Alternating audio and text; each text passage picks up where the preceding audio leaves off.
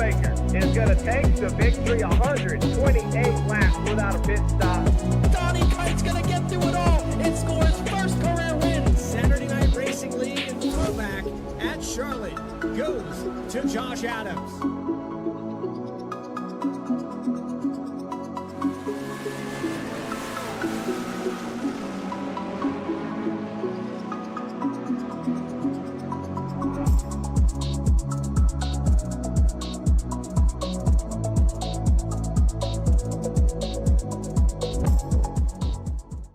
Chapman's been around for 32, almost 33 years.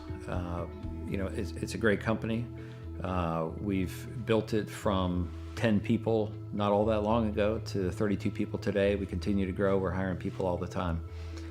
If there's one thing that I could do, like before my time is up at Chapman, it is making sure that we've built a company that will stand the test of time. And my goal as the current owner of the company, or one of the owners of the company, is to ensure that we can pass the ownership of the organization on to the next generation of people coming up the ranks today.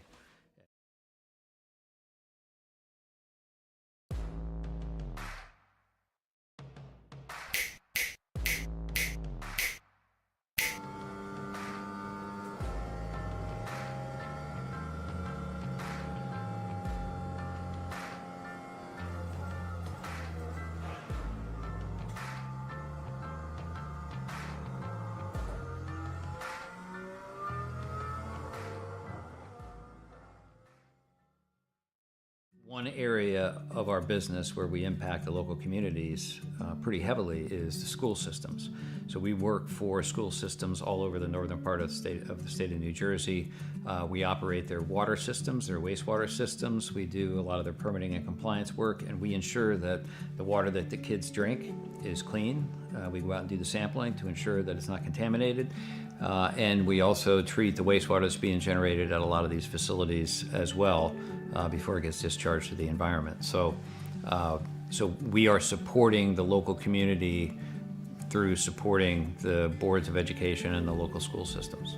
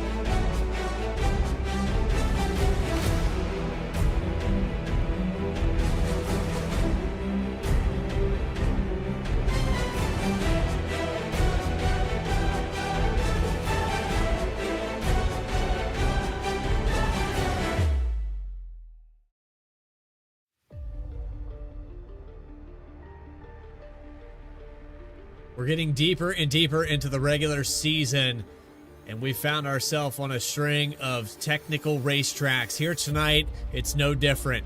It's going to be follow the leader, tough to pass, and live from Kansas Speedway, it's the Chapman Cup Series live on V-Speed for the Hey Kiss This 201. Daniel Holloway still a little salty about that Talladega loss. But, you know, things happen for a reason. We had confirmation that, well, you have a black flag, a restart violation, you're going to get sent to the end of the field. And that's the case there. But how frustrating is that when you take the green flag in the lead and realize when you cross that checkered flag, you haven't won the race? Yeah, it's always frustrating, but, you know, Kansas is an opportunity to kind of get the ship righted here. This place, historically, across a number of leagues, has produced a lot of different winners. Could see that here tonight as the points coming up on your screen. And with last week's win, Jeremy Burns starting to put a little bit of a gap on the rest of the field up there in first. And look at how tight it is, though, throughout the top 10. I mean, less than 10 points separating 2nd through 7th right now. One bad race can really tank where you position yourself at the moment. Absolutely. And, you know, you go back to the drop weeks, this is factored in. And when we go playoff racing, every time you won a stage, every time you won a race, every time you came out here and performed good enough, that's going to factor into all of this. So there's actually another driver that's not mentioned in this list that is still a part of that top 26 cutoff mark, and that is, well, I had the name. Here we go. Let's go back one more time here. It's going to be Brandon Richardson. He's just outside that top 20 in points, 21st there, but he has a win. And with this format, it is a win and you're in style with the playoffs. So again, shout out to all of the drivers that have wins this season, but Jeremy Burns, like you said, starting to flex a little bit. He's had a lot of confidence from the college esports series, a lot of practice, and what he's done in the truck series is no short of incredible. If he loses that championship over there on Monday night, I told him I was kicking him out of the Discord, so he's got a massive lead over there. Track map up on the screen. Of course, we're all familiar with Kansas Speedway, opened June 1st, 2001. It's 17 degrees of banking at this 1.5 mile in Kansas City, Kansas. Track is a little bit different than when it opened up. We used to see multi-groove racing similar to what you would see at Las Vegas and Chicagoland. But as this place has aged, the asphalt's aged, these cars have changed, it really is ride the wall, follow the leader after about lap 5. Yeah, it creates a lot of opportunities on the restarts here, but then you get into a longer green flag run, and then it's really about who's able to run the wall most effectively and who's able to save their tires most effectively.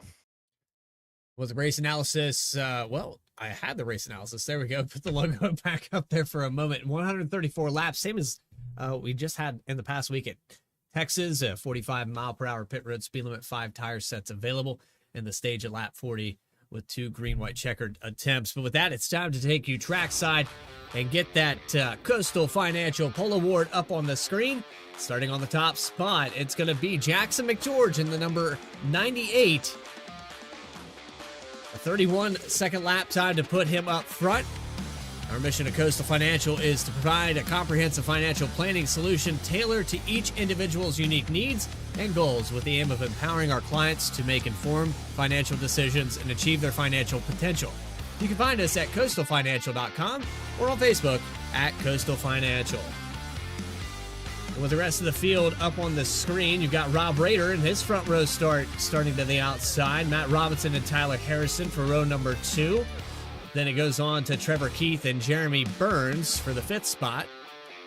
5th and 6th position, Alex Forget, Berube, Grant Thorpe in the top 10 here with Michael Call and Travis Gilbert. Back in 11th, it's Dakota Floyd, Justice Murphy to his outside. Row 7, Al Likens and Brandon Richardson, Parker Johnson, Grant Turner, Carter Linz, Chris Nail, and Michael Bennett, Christopher Schaefer, your top 20. Rest of the field going to pan across the screen. We've got the green flag out here in Kansas.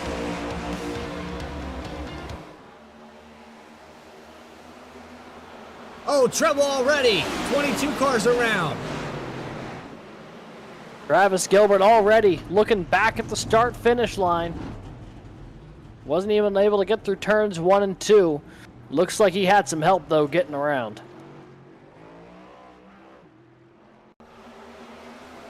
They were 3 wide there. Alex Forget in the middle. And 3 wide into turn 1. I don't know if the 22 made a mistake up on the high line. Oh, you can see the 89 dive to the inside. That's Michael Call that put the 19 in that situation there. Yeah, looking at it from the blimp cam there, I think what I'm looking at is the 19 knew the 89 went low. I don't think the 22 maybe knew that they were 3 wide, though, because he was looking to try to fill that middle lane like the cars in front of him were doing, and just came down right on top of the 19. It's a tough break. I mean, I'm sure he wasn't expecting it to be 3 wide that early, but also, I mean, looking at it, with the 19 getting checked up there on the green flag drop, no wonder Call made that move to the inside.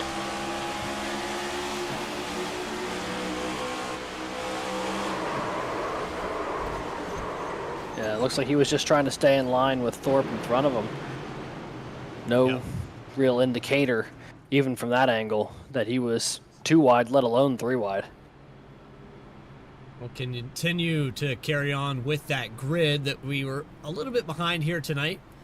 But a lot to talk about there with the points and how this is all shaking out. So we will get that information up on the screen to finish this out. And some drivers electing not to take times. Kyle Stewart starting at the tail end of this field.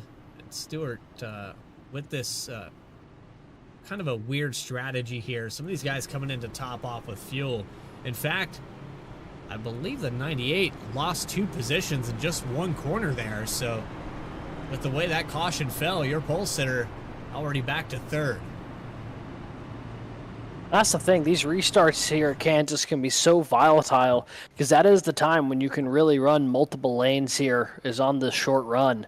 And we see cars going 2, 3, even 4 wide, potentially deeper into this race. And did not work out there for the 98. But the good news for him is he's going to have the opportunity to repay the favor here in just a moment because, you know, we're going to have to try this again. And hopefully at least hit the back straightaway this time around. Going to hit that choose cone here on the front stretch.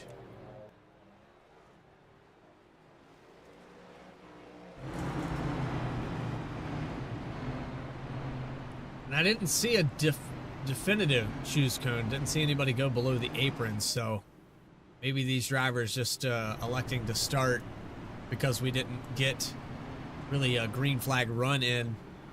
Maybe to just pick naturally here.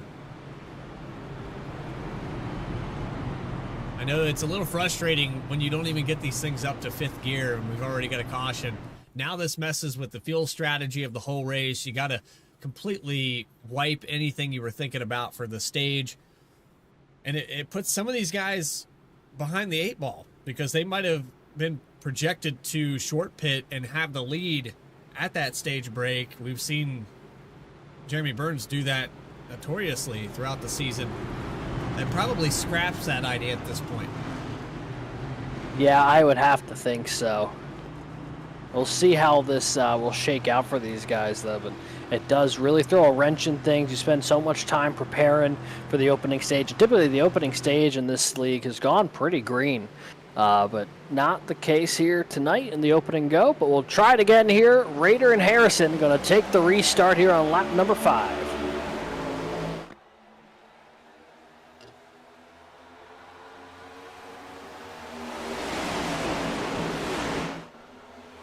Already seeing a little bit of offset 3 wide again here through 1 and 2. But up near that outside wall is really where you want to be. This car aero blocks really bad. Michael Call is willing to take it back to the inside again on the bottom, and he's going to get a 2-for-1 on Trevor Keith and Alex Forget. Alex Forget's already been hit with that move from Michael Call twice here in the opening 5 laps of this race. First time wasn't able to pan out because of the caution. This time, though, he made it work. Running that apron, picking up a couple spots, and now he's going to look to try to get alongside Matt Robinson. He's stuck here behind the 9 of Burns, who did not get a great exit off of 2. Meanwhile, Rob Rader up front starting to put some distance over McGeorge and Harrison. As we ride on board with the 89, he's been the most aggressive on both these restarts.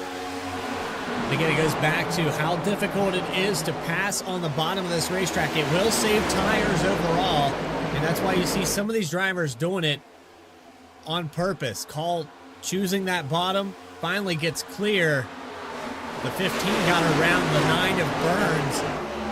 The aero block on this car is so severe, so aero dependent. As we see 3 wide again, Michael Call is not afraid at all to do that. But you see how some of these guys have to check up their corners. Watch outside here on board with Grant Thorpe. He really, well, he actually dove to the bottom. He chose not to take that dirty air on the high line. It's difficult as we have contact there with Colin. Whoa, someone's Again, spinning. 3 wide in the background. Someone Kyle deeper in the Diaz. field. Oh, and Diaz is around. Into the inside retaining wall. Will iRacing throw a yellow? It doesn't look like it.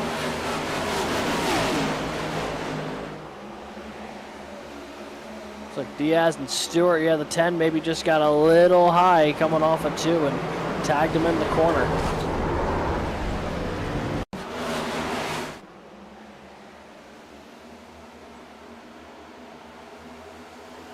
He might have been clear there. I know he had the 24 to the inside as well. But that does not throw a caution for Diaz. He was out of the racing line, and he was the only car around. And those are the ones that get a little tricky here for iRacing because he's out of the racing line. In real life, would that have been a yellow? Absolutely. But since the racing line was free and clear, iRacing says play on. And so they will continue the run down the back straightaway here. Matt Robinson now, the new contender on Rob Rader. In the past lap and a half, he's gotten past both McGeorge and Harrison. And the 11 now trying to use that high line to good effect. Well, and we were talking about it there pre-race. You were asking me, is this Rob Rader's first time on the front row for a start? I don't believe that is the case, but it is been, well, it has for been this a long season. time.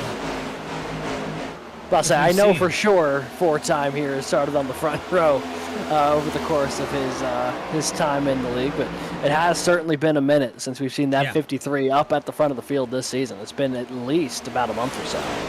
Yeah. Just to clarify, he was talking about this season, and it has been a while since we've seen success. The 53 has been fast, but it seems like things not going his way this year. Last season, we were talking about 2 or 3 wins at this point in the year. Yeah, I believe he's still looking for win number 1 this season, but another driver looking for that as well is the guy filling up that mirror right now. Robinson doing a mighty fine job trying to track him down here.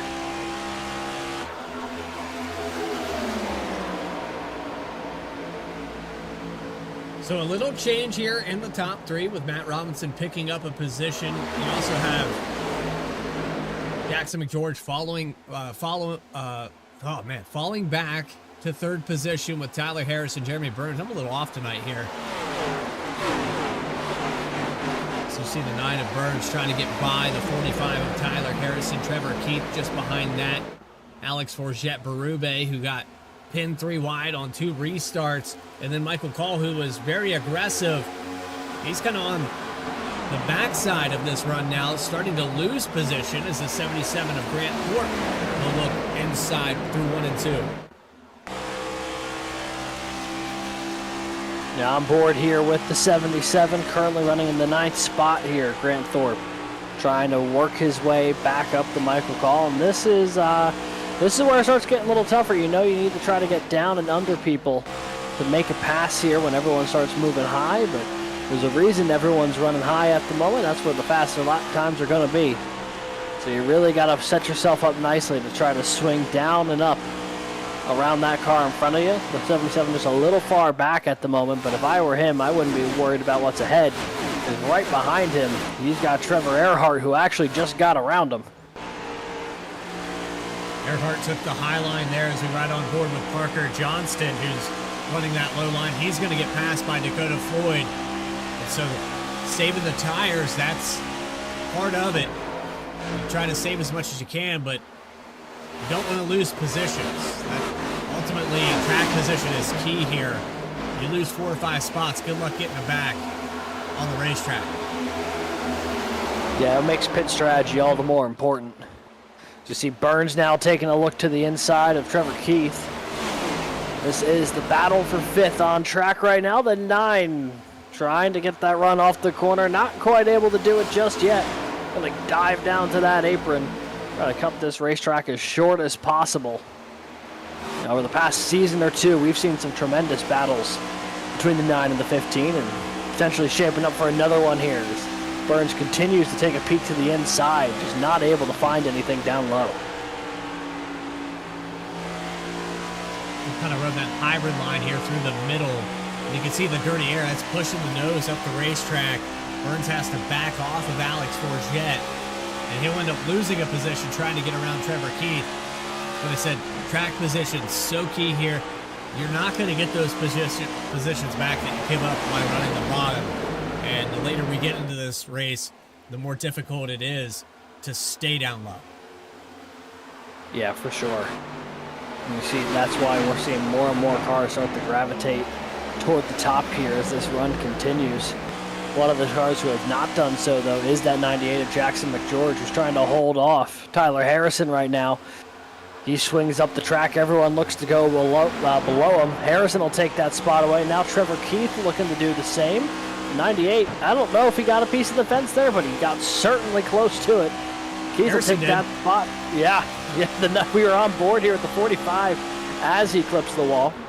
And that opens the door for this to become a 4-5 car battle now. All for the third position with Tyler Harris and Jackson McGeorge. Trevor Keith, Alex Forget. And then, of course, Jeremy Burns, who was trying to get it just a moment ago. Where do you go here? You just got to follow these guys to the high line and pray they make a mistake.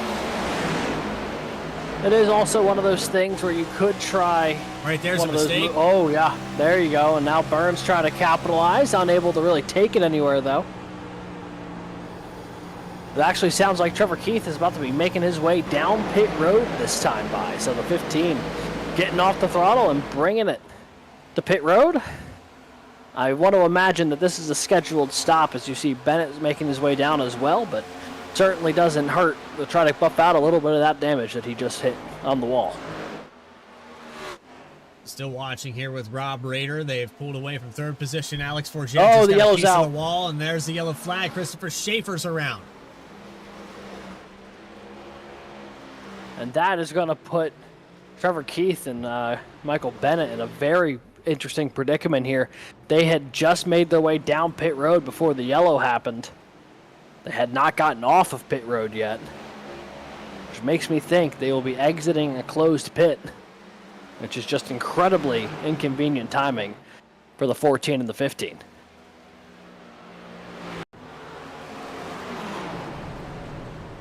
Whoa, what happened there?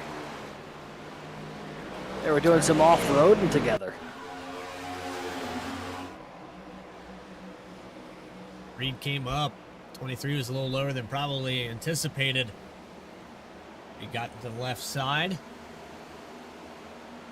And the 23 car goes for a loop. And that will bring out caution number 2 here in the opening stage at Kansas. And so far it's been all Rob Rader, and he'll lead the field down pit road. This is about the time everyone wanted to stop during this stage. Splits it up pretty nicely between where this race began and where the stage break is scheduled to be. This makes it really interesting. Like I said, you have a couple cars that tried to shortcut this stage and get their tires of fuel. They get pinned a lap down. They might get the wave around now with this field, but they have no advantage. That whole strategy thrown out the window. And Caleb Gilbert wins the race off of pit road. I think he missed his box entirely, but Matt Robinson beats Rob Rader out of the pits, and the 11 car will be the command vehicle for this next restart. The one good thing, if you're Trevor Keith or Michael Bennett right now, is that you're going to have the luxury of, the stage still having a caution coming up in about 15, 20 laps. But you see the replay here, just incredible execution there for the 11. Gets the job done. Gets that spot a good stop for the Yellow Barbershop crew. So I would expect to see, Caleb Gilbert come back down pit road after missing his stall. And Gilbert had started back in the 29th position, so that pit stall comes pretty early. Might have got a little bit confused on that. He was heard from last year. One of the very first pit stalls to pull into is the top off of fuel, and we double back up on lap 24. Yeah, you got a feel for Caleb there. Just one of those situations where everyone's done it a couple of times, especially if you're not expecting to be one of the early pit stalls. You're still fiddling the settings, trying to figure out how much fuel you're putting in the car, if you're changing any tires, getting any sort of adjustments necessary, and then you look up and you're 5 boxes past where you need to be. I've never done that. It's never happened. Well, I suppose that might just be of the rest of the world things. I cannot tell you the amount of times. I'll say I've definitely done it more than a fair share of times. As part of the reason I've been relegated back up here to the booth. Yeah, I started painting my pit box as bright yellow as possible to prevent that. Well, speaking of bright cars, we've got a bright green one ready to lead the field to green here. That number 11 machine, Matt Robinson, along with Rob Rader, getting the field ready to roll once again here at Kansas. A great restart there for Matt Robinson. Rader will fall back a little bit. Now has Alex Forget to the inside as they go through 1 and 2. Well, these drivers taking fuel only, but a four-tire stop for a few of them back here. You got Jackson McGeorge, who elected to take 4. Might be advantageous for him. If he can get it up to speed and dive inside of the 27, let's see what he's got. Yeah, he's working to get this thing down toward the apron. It is a hornet's nest right now through the middle of the field, but he's able to take that spot away and more. Look at the big moves happening on the apron. Picklesheimer sends it 4 wide as they make their way into turn 1. Don't know if that's going to work. 3 wide? Yeah. I don't know if I would take it 4 wide this early. Yeah, tight. they got it. Thorpe's in the wall.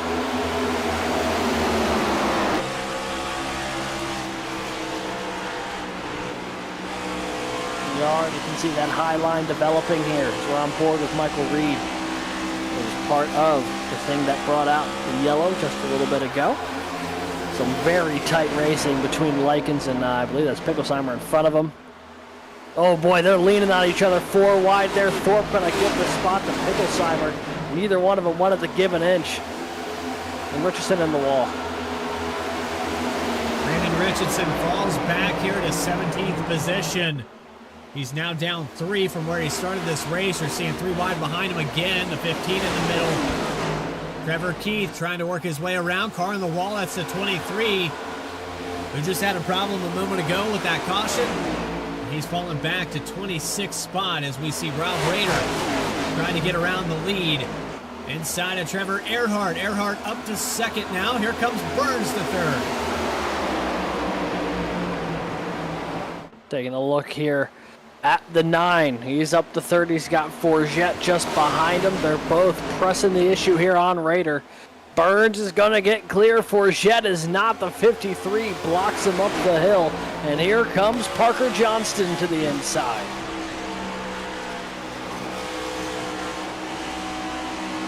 How about this for the 22 car? Even though he got turned there at the very start, kind of turned himself across the nose, he's back up to 9th. No damage there on that 22. It's not hindering him at all. And he still has his top 10 speed in this vet to track Ford Mustang. Yeah, he's looking really strong here in the early going. A good recovery after that lap 1 incident. Started in the top 10 and has put himself back in that position here with about 10 laps to go in the opening stage here at Kansas. Just got around Carter Linz for the 8th position. But Linz saying, not so fast. And he's going to take a dive back to the inside here. He's going to try to get that spot back as Harrison and Forget battle door to door just in front of him. A little 2x2 action here rounding out the top 10.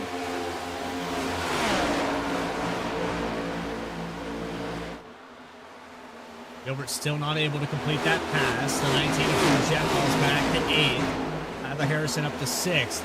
Man, it really jumbled this field up with pit stops. And a lot of these guys that were comfortably in the top 5 now trying to claw their way back up there on older tires. As we're looking off the back here of the leader, this side-by-side for 2nd, killing their opportunity to try to reel in the leader, and that is a very real thing here at Kansas. It's actually something that came up and that showed that Denny Hamlin's got. He was talking to Kyle Busch after Kansas a couple days ago, and they were saying when you run side by side, especially here at Kansas, it just kills your momentum, the both of you. And I think that's part of the reason why you see Rob Rader now taking a dive back to the inside.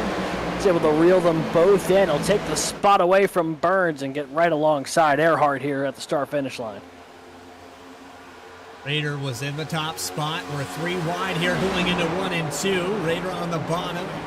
Erhardt in the middle. Burns backs up this entry. And wow, contact 41 around the nose of the 9. Big wreck. Oh, and they're still wrecking. Nick Alves is caught up in it. So is Al Likens.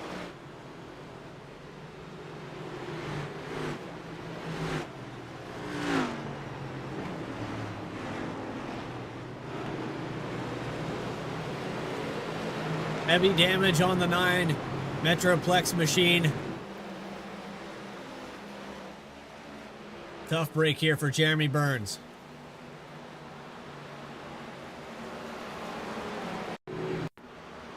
We're going to take another look at this.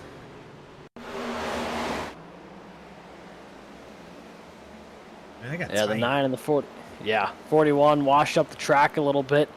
And the 9, not lifting, gets a piece there. And they really collect Nick Alves and Al Likens there as they wash down to the bottom of the racetrack. There was a few more cars there lucky to not get caught up in it. I think Picklesheimer was one of the guys who was able to avoid it. On board with Likens and Uy, yeah.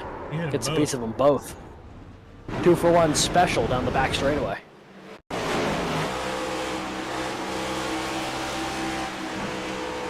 On board here with Alex Forget. Oh yeah, he gets a shot there of Erhardt as well.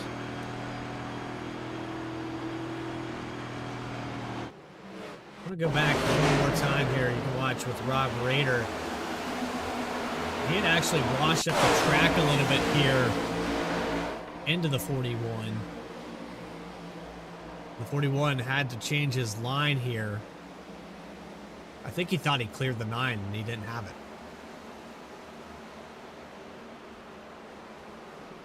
Yeah, it certainly seems like, and you know, we'll take one more look at it here. On board with the 9 of Burns. You see Erhardt just gets that run off from Rader. I think he's trying to get some separation from the 53 and just runs out of room there with Burns up high. Nick Alves goes for a wild ride. Michael Reed gets all the way down to the inside retaining wall. Able to avoid it though.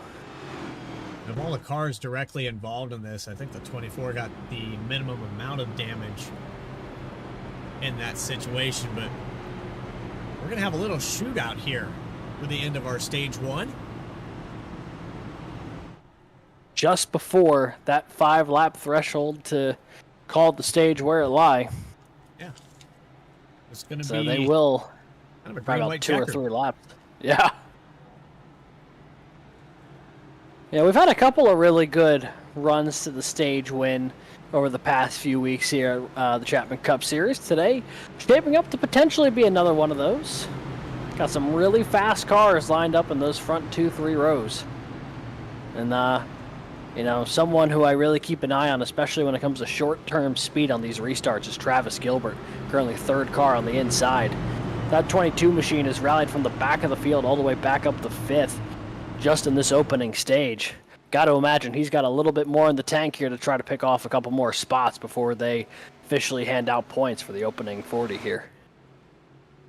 And Matt Robinson needs to have a perfect restart. Cannot afford to spin the tires. If you're anybody up here in the front of this top 10, this restart means everything. You won't get it back. There's no time left. This could be the final restart before that stage. It is the final restart before the stage will be called. So if you make a mistake here, lose the top 10, that's it. Be Robinson and Rader, Johnston and Harrison, Travis Gilbert, Carter Linz. Your front 6 cars as the pace car peels away. Green flag one more time here for stage number 1. And an excellent restart there for Robinson. But it's going to put Parker Johnston up to 2nd. There's Tyler Harrison outside the 22. And that's Travis Gilbert, who's worked his way back to the top 5. Coming up on 3 to go.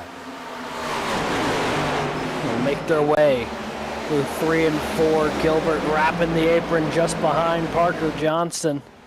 The 48 going to be able to take that spot away from Harrison. He's up to 3rd. Gilbert getting down onto the apron here. Oh, he almost got a piece of the 48 going in the 1. And now running that bottom side, the 48 and the 50 or the 22, finding a little bit of speed there. Starting to suffer on the back straightaway. The trade-offs here trying to make that low lane work. And Rob Rader is about to make a move here on Robinson for the lead. He's taking a look to the inside, coming off a 4. Not going to be enough. 2 to go. He's going to stick it to the bottom again. It's really the only place he can go, and the 11 knows that. He's going to arrow block on the high line to try to claim this stage win. And you're going to see, because of this side-by-side, you mentioned it earlier there, Alex, if they get the races side-by-side for too long, you see them push up the racetrack. It's going to allow the 45 and the 66 of Carter Lenz. Where did he come from?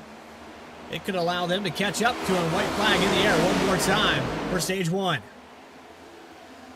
This is going to do it, running for the stage win. Matt Robinson's got the lead by 2 car lengths over Rob Rader. They'll make their way in the 1 and 2. Both of them electing to take that high lane.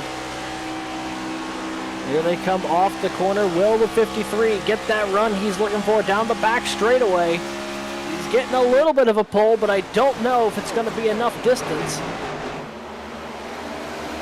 That's a send right there, and a pinch down on the exit. Well done by the 11. And Matt Robinson is going to come across the start-finish line. Stage 1 winner, Matt Robinson at Kansas. Nicely done there from the 11. Got a good restart. Gave himself exactly enough distance to hold on to the stage win. And tell you what, Rob Rader, that was a proper go of it there in 3 and 4. He drove it in real deep trying to take that spot away. Do what you got to do here. It's impossible to pass. You have to do a slider. And without that tire advantage, I mean, these guys had somewhere around 20 lap old tires, I believe, when they came down pit road, and then they filled up the fuel tanks, so it made it even worse. Top 10 on the screen there from the stage, all receiving points. 10 points in the playoff point there for Robinson, all the way down to 1 point for Jackson McGeorge, the pole setter. And now it's an opportunity for the whole field to make their way down pit road again. Probably top off on fuel, probably change out those tires as well. And now with the stage handled, who's to say what the next 90 laps or so have in store? Well, I would say that you're going to see a lot more conservation, drivers driving the bottom for a longer period of time, because now it's a full 90 lap run versus that short stint that we had beforehand. Got to be a little bit more conservative. There's no guaranteed cautions, and if you push it up there on the outside for too long, you will hit the wall. You will burn your right front off of it.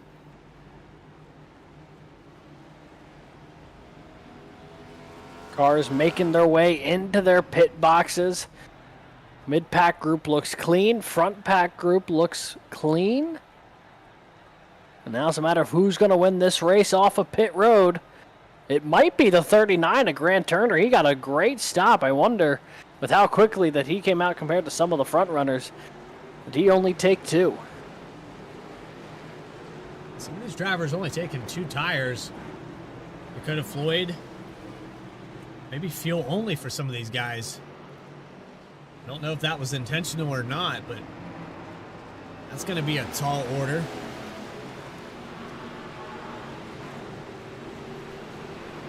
Track position is key here. I don't know that it's going to hold you up there, though, with 20 lap difference in tires. That's going to be rather difficult here. But I've been wrong before. These guys have practiced all week. They know what these cars are capable of. And here for the Chapman Cup Series, I'm sure we've got it all figured out in just a moment. Stage number 2 coming up right after this. You're watching the Hey Kiss This 201 from Kansas. Been around for 32, almost 33 years. You know, it's a great company. We've built it from 10 people not all that long ago to 32 people today. We continue to grow. We're hiring people all the time. If there's one thing that I could do, like before my time is up at Chapman, it is making sure that we've built a company that will stand the test of time. And my goal as the current owner of the company, or one of the owners of the company, is to ensure that we can pass the ownership of the organization on to the next generation of people coming up the ranks today.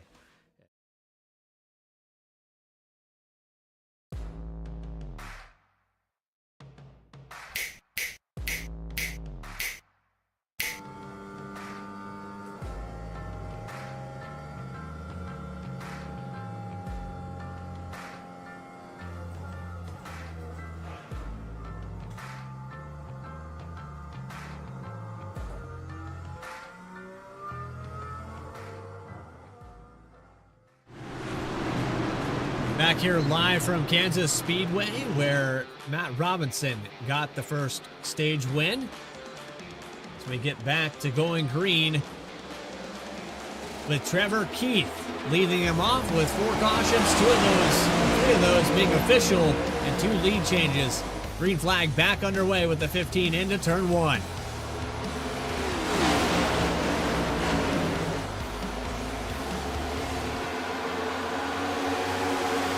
Trevor Keith, Grant Turner, Brandon Richardson, this lead group here. Stage winner Matt Robinson back in 7th with Rader 6th. As you see now, Turner taking a peek to the inside of the 15. The 39 looking to try to take that lap. He's not going to be able to this time around, but he's got really good positioning here to try to make a move here in the 1 and 2. Grant the Toes Turner will take over the top spot from Trevor Keith. As they go into 3 and 4, he talked about how these drivers ended up here. Some of these drivers hit in on that caution that had around 5 to go in the stage. And so sitting with only 3 or 4 laps under green on those tires, I think they're sitting a little bit better than I predicted. As you're seeing just behind this lead, the 57 of Floyd, 27 of Kevin Orlando on the bottom. 3 wide there through 1 and 2. They settle it out, and it is a hornet's nest from 10th on back. Yeah, it certainly is, and it has no signs of calming down anytime soon. So take a look up here. This is Kevin Orlando Jr. looking to the inside of Dakota Floyd. That's the battle for 5th. Floyd going to have that advantage at the line. The 27, oh, he thought about trying to close that gap, unable to do so. Floyd goes low to block, and Robinson going to get that momentum running up toward the wall, carry that speed right on by, and he'll take that 5th place away. Trevor Keith looking to take the lead back from the 39. A pinch down here on the exit. Keith almost had it. We saw that earlier with Robinson. He kind of pinched down on Rob Rader. Rader has gotten back around the 11. And these are the cars with 4 fresh ones. They have the advantage as Rob Rader will peak 3 wide into 1. Yeah, thought about it there. Nothing he could do this time around. He's going to probably make his move into 3 and 4, though. Elevator move takes him down to the apron. 3 wide for the lead here in Kansas. And he will get that. That is the only way to pass on the bottom, is when you have a tire advantage like that. You know, 3 or 4 laps versus guys with 4 fresh ones. That really shows how much of a difference it is on the high line versus the bottom. And then you get aero tight. Those two kind of pulling side draft off one another. That also helped Rob Rader really set it up down the backstretch. Take a look here. Robinson trying to do the same. Trying to get around Grant Turner. Got Brandon Richardson right on their tail as well. Richardson actually going to make it 3 wide. Yeah, he backed out of it. He thought so. He got in there just as the 11 was coming up, and I think the 8 chose self-preservation there. He's going to lose a couple of spots as they almost wreck in front of him. Matt Robinson, needles with clear. Grant Turner, the 2 of them make contact off of 2. And now Kevin Orlando Jr. going to drive it in deep, trying to get around the 11 here. They continue to trade spots inside the top 5, and yeah, this Hornet's Nest has not calmed down in the slightest just outside the top 10, Bradley. It's Justin Ritchie, who's up 14 positions, up to 12, choosing that high line. He's trying to clear Carter Lins as they come out of turn 2, running just behind Tyler Harrison in the 45. Tyler Harrison looks like he's back in that Rally Daddy machine. Yeah, he is. We're back on board with a twisted T-cam this week. Recharge Rally. They'll get way up toward the fence there, trying to carry every bit of speed that he can. Currently running into 10th position. Trying to track down Brandon Richardson. Is just behind them. Carter Lins looks to get around Justin Ritchie. And there is that battle. There's the 66 taking a peek to the inside. He's got Michael Reed just behind him as well. Reed and Nail going the work, and Dylan Picklesheimer going to add himself to the mix as well. Biggest mover of the race thus far is Kevin Orlando Jr. He has gained, as you see, Picklesheimer get into the wall, but you can see 22 positions gained here for the 27 team. The starry Ford Mustang trying to get around. 48 of Parker Johnston. He's almost clear. It's such a weird way to pass here because you get that forward momentum on the entry. You hear clear, but about the time you start to move up the racetrack, that outside can get to the throttle sooner, and they immediately charge back to your left or right rear quarter panel. And you almost have to leave that lane open even though it's there for you to take. Yeah, otherwise you run into a situation where you might get run over. To watch this battle unfold here, Dakota Floyd, Travis Gilbert. Kevin Orlando Jr. going to take a peek to the high side as well. They are running identical lines right now, the 57 and the 22. At least over that pass lap now. Travis Gilbert going to step down to the inside. Say pardon me, trying to slide on through. Dakota Floyd, though, not having any of that. He's going to hold on for the 5th position for now. Is this top 5? This is the first side-by-side battle up toward the leader. But once again at the front, as you see Gilbert slide into that 5th place position. That front battle once again, Rob Rader, Matt Robinson, the 2 cars at the front of last stage. Now up at the front of this field once again, did not take them very long to dice their way up from the back half of the top 10 to the front. 53 of Rob Rader has led 30 of the 56 completed thus far. That's more than half the laps that we've raced, and looking like the 4-time champion again. We talked about it there a little bit at the start. He's been a little bit off, had some bad luck. There was a few races where he was in the top 5 and got close to winning the races, but it's been far and few between. And like I said, when we were talking about him last time, this time in the season last year, he already had 2 or 3 wins. So it's been a rough start to the season. And, you know, you ask a guy to go 5 in a row, I mean, that's Jimmy Johnson or Tom Brady numbers. Like, it's difficult to do with any competition. There's a reason why that's such a small list of names, is Yeah. all I'm going to say. I mean, it's hard to do once, you know, especially back-to-back. You start pushing out toward 4 or 5, and you're doing something pretty magical. But right now, I tell you what, the 53 looking very much comfortable like he has in races past. He is cruising up at the front of the field right now. He's got clean air hitting the nose of that Ford Mustang. And he is continuing to put up some pretty solid lap times here. The only car who can really stay within a stone's throw of him right now is the 11. And it's about a second back to that 22 of Travis Gilbert. But now that Gilbert has gotten around some of those cars who did not take tires at the stage break, part of me wonders if the 22 has anything for the leaders here. What I think a lot of this, too, is that this field spread out relatively quickly because you had drivers on older tires. They kind of fell through and helped separate these guys, completing those passes. But they settled out pretty well. Dakota Floyd was one of those cars that had a little bit older tires than everybody else. Came down and topped off with fuel. Trevor Keith, another one of those cars. Trevor Keith actually had stayed out entirely on that last one to take the lead on the restart. And they've settled out around 4th or 5th position. So they've done a lot better than I projected. And I think a lot of it has to do with the fact these tires are chewing up quickly. And there's only really one fast way around this racetrack tonight. Yeah, I think we've seen a couple of them do some really good job aero blocking. The 15, the 57 especially. Dakota Floyd's done a really nice job of that. We saw how much that held up guys like Travis Gilbert a couple laps ago. We'll jump on board here. This is Carter Linz we're watching from the 8th position, who's in a little bit of a no man's land. He's about 3 car lengths off the car in front of him and about 3 car lengths clear of the guy behind him. As he is continuing to run some laps here, he's about up 9 spots from where he started today. Been a pretty solid start to the day for Carter Linz. But you know he's looking to get a few more spots here, trying to wrestle his way into the top 5 if he can. And another big gainer here is the 27 has fallen back to 10th position. Dylan Picklesheimer will take up the most spots gained now with 21. He's up to 9th from 30th.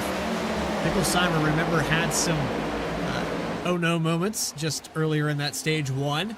Had the 77 of Grant Thorpe leaning on that door. It might have made the car a little bit narrower. It might be cutting through the air a little better now. 3 wide in front of him.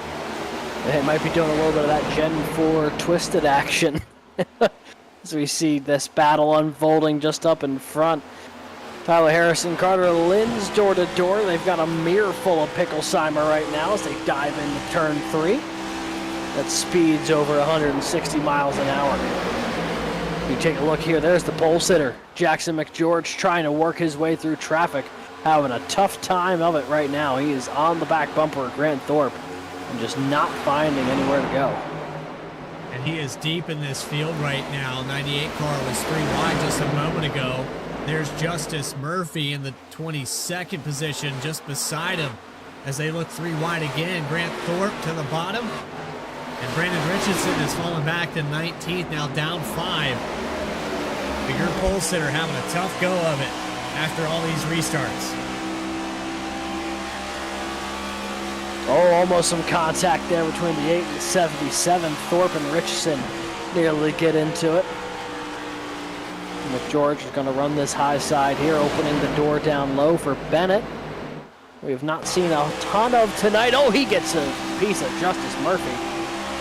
They were 3 wide there, and I think that surprised both the 14 and the 12. Little skim on the safer barrier there for Jackson McGeorge. But frustrating, you're getting aero blocks, you can't get clear of these guys, and you had speed to lead at the start of this race. I think a lot of it was just the strategy calls. Some cars came in, some did not. Maybe a bad pit stop, and I mean, it only takes one little mistake to throw you in the back of this field that was 30 cars strong to start this race out. You got 3 cars off of the racetrack here tonight. Trevor Erhardt, Al Likens, and Christopher Schaefer in the 23, all done for the day. Yeah, the other 27 still on track. Very notably, your points leader, Jeremy Burns, is at the tail end of this lead pack. He's running in the 27th position right now and is nearly in position to get lapped here. He's about 20-plus seconds off this lead group. Looking off the back end of the number 9. They're not within mirrors range, just a little bit there coming off of turn 4. You can see Rob Rader exiting now, crossing the start-finish line. It's that damage that's hindering. This isn't like a draft track like Daytona or Talladega where you have to stay with the pack. It's just the fact that the 9 car has that aero damage on the front end. He's not able to drive into these corners as deep, and he's also not getting the straightaway speed because of that damage. Yeah, and I'm looking at the lap times. He's clocking about a second slower than the leaders right now. So at this rate, he would be in jeopardy of going a lap down and say 8 to 10 laps here if this keeps up. Rob Rader right now clocking in the mid-32s. Burns running in the mid-33s over the past couple laps. I'm also keeping an eye on these lap times, and the only car who was really keeping even pace with Rader there the past 5 laps or so was Travis Gilbert, and then Gilbert caught Matt Robinson. They had quite the scrap. Gilbert has just gotten clear, but that did cost him about another half second up toward the leader. So Rader goes by the 11. He'll move up to second position. Gilbert, and as this run goes on, and we're talking about the conservation of these tires and running that bottom line. 22 was able to do so and get clear of the 11. Robinson has been up near that outside wall pretty much since the start of this run. But it doesn't much matter if you let Rob Rader pull away 1.6 seconds. He can choose whatever line he wants. He can go into conservation mode right now. Push this all the way till it runs out of fuel. I would suspect him to come down pit road in about 20 laps. Let's see, they made their stop just after lap 40, if I'm remembering correctly. I'll check my notes here. Thought I had him handy. I did not. That's on me. Yeah, it was right around lap 40 there for the stage break. And yeah, most honestly, everybody. they should be getting fairly close to pitting then. A lot of these mile and a halfers, you typically run about 35 laps or so if you're doing a good job of it. So, would not be shocked if we see some pits happening here sooner rather than later, given that these guys stopped just after lap 40. 1.5 seconds the lead, and here comes Rob Rader. You called it. I thought it would be further than that. Yeah, they were just getting to the part of the window where it would make sense to. You know, if you were really trying to fuel save, you probably can get a few more laps out of it. But, you know, if you're really, really forcing the issue, this would be the time to come down pit lane. So we see that with our race leader, Travis Gilbert, now going to inherit the lead. Can't imagine that we're going to be seeing him run too many more laps, though. Sounds like there's a lot of cars about to make their way down pit road.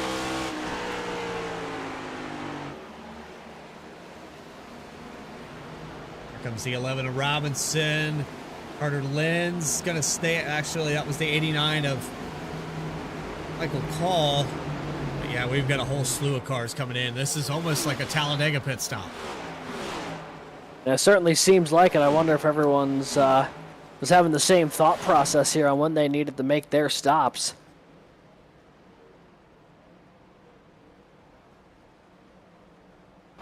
Raider back out onto the racetrack now. Michael Reed will inherit the lead. He's going to peel down pit road. There's Michael Call. Grant Thorpe, a little tire smoke there, locking it up. I think he might have got a black flag there. Alex Forget did get a black flag.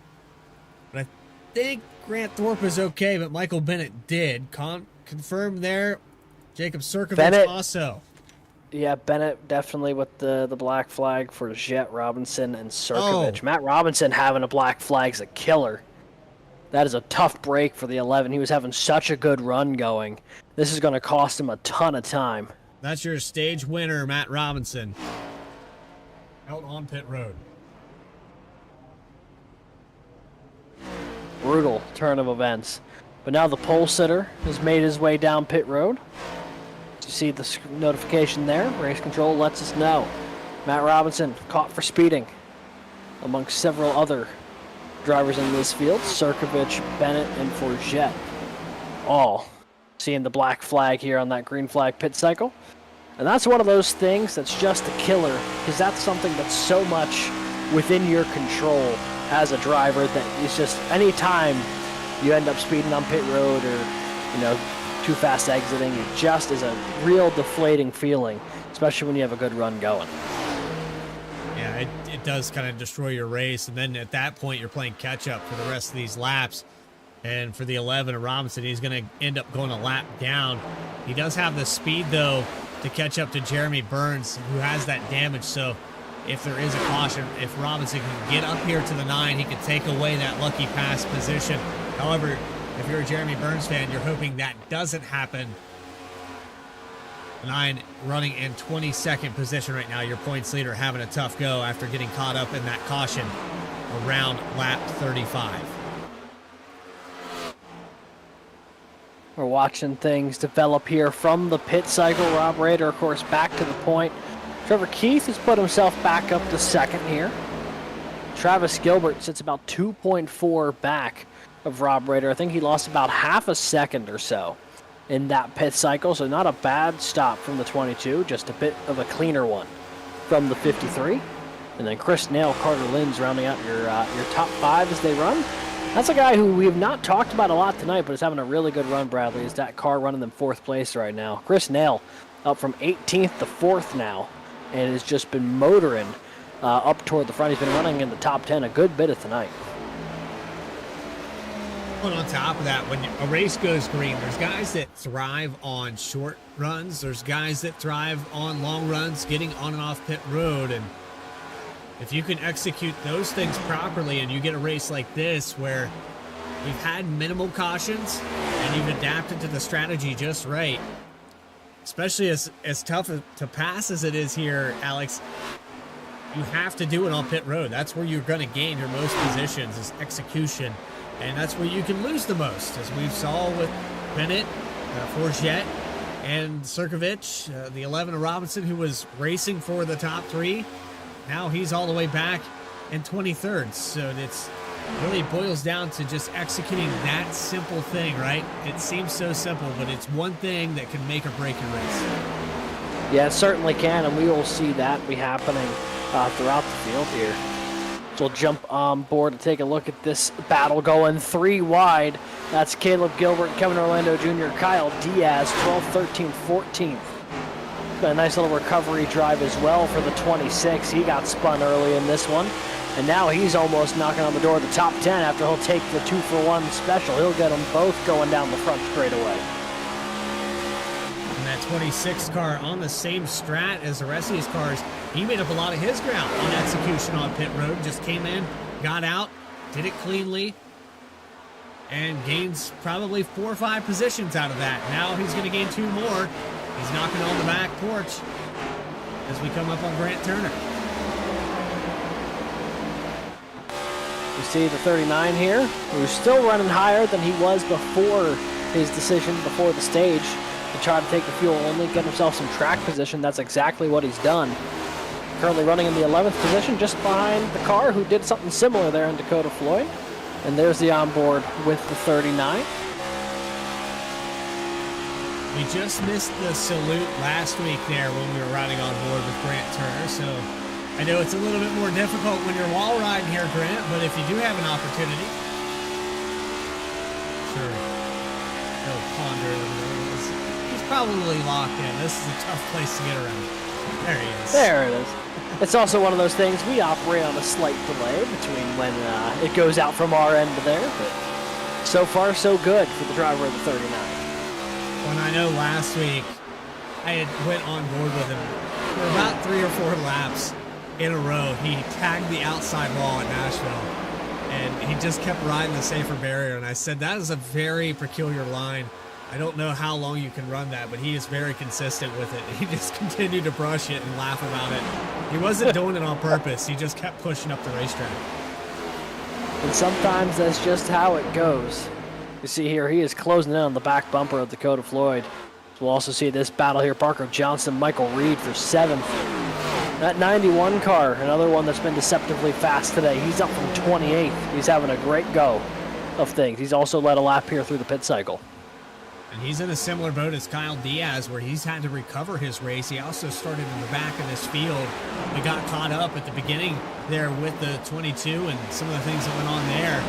So, I mean, for Reed, I haven't seen a car hit the wall. I think that was the car we were talking about earlier that we were impressed with, the 88. It didn't cost him any track position just yet, but it might do that here. Here comes both the 66 of Linz and the 45 of Tyler Harrison. This is turning into a little 3-way battle for 4th as Harrison slides on up, pries that spot away, just ripped it away from the 88.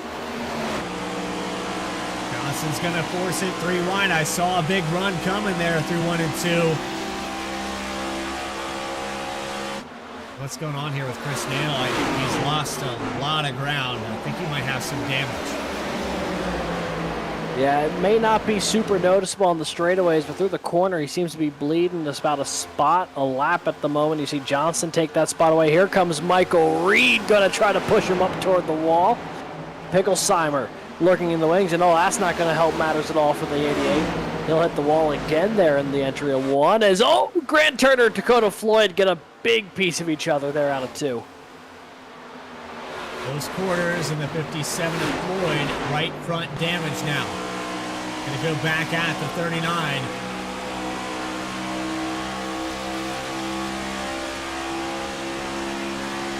Fill that mirror up. Dakota Floyd letting 39 of Turner know.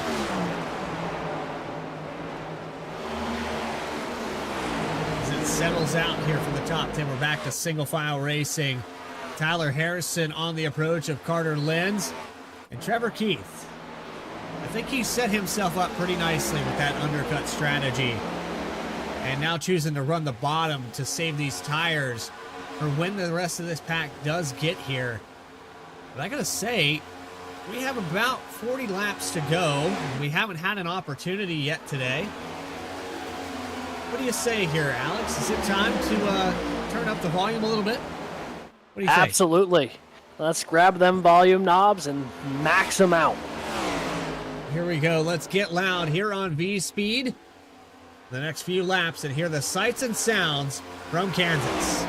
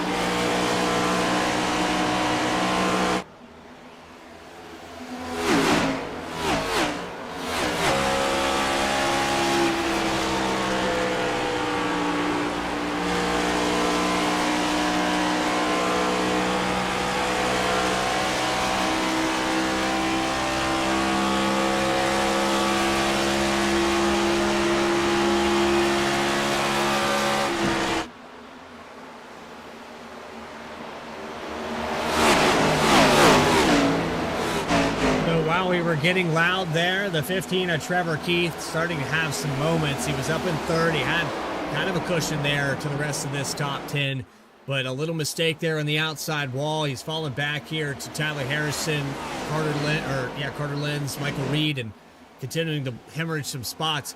However, on the bright side for Trevor Keith, this is about the window that you would want to come down pit road. You would set yourself up with about 30 to go. He's just got to mitigate this damage and make it about 6 more laps. And I think he'd hit that spot just right. Yeah, if the moment the lap counter hits triple digits, I think he'd be able to make it to the end of this thing. So he's just got to hold on to it for a few more laps. Still running in the 6th position. He's grinding out a top 10 run right now. You can see he is starting to fall back from this lead group a little bit. But, I mean, I guess in his defense, basically everybody has lost Rob Rader and Travis Gilbert. I mean, it is 6 seconds between first and third right now. But Travis Gilbert, since we've gotten back on this cycle, after the pit cycle, he's gained about half a second on Rob Rader. He went from about 2.4 back. You can make it about 1.6 now. So he's getting a little bit closer to the 53. Still has plenty of work to do to try to reel in for time, but right now, these are the only 2 cars who are really in the same zip code up at the front of the field, and then things get really clustered from about third on back because Carter Lenz cannot escape Tyler Harrison right now. 1.7 seconds, and I think it was right around 30 laps into the run that Rob Rader brought it down pit road last time. We still have about 6 laps to do so as it's coming up 24 on the stint, now 25 crossing that stripe. So I'm projecting right at around lap 103, we will see Rob Rader come down.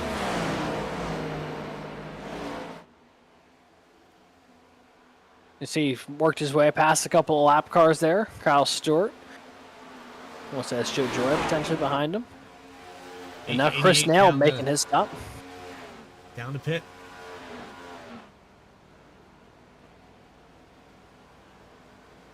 And I wonder if Trevor Keith's going to follow suit on that. He will. Yeah, and this is the window where you can make this thing to the end, assuming you don't completely tear up your fuel window. As long as you just save a little bit, you should be good. So, 15 going to bring it on down. And this should kick off what could be the final cycle of pit stops here from Kansas tonight. Ooh, tight for Raider. Yeah, and he ended up actually getting a piece of the wall there, coming off of 4. Travis Gilbert chops about 0.2 of a second off that gap just on the front straightaway.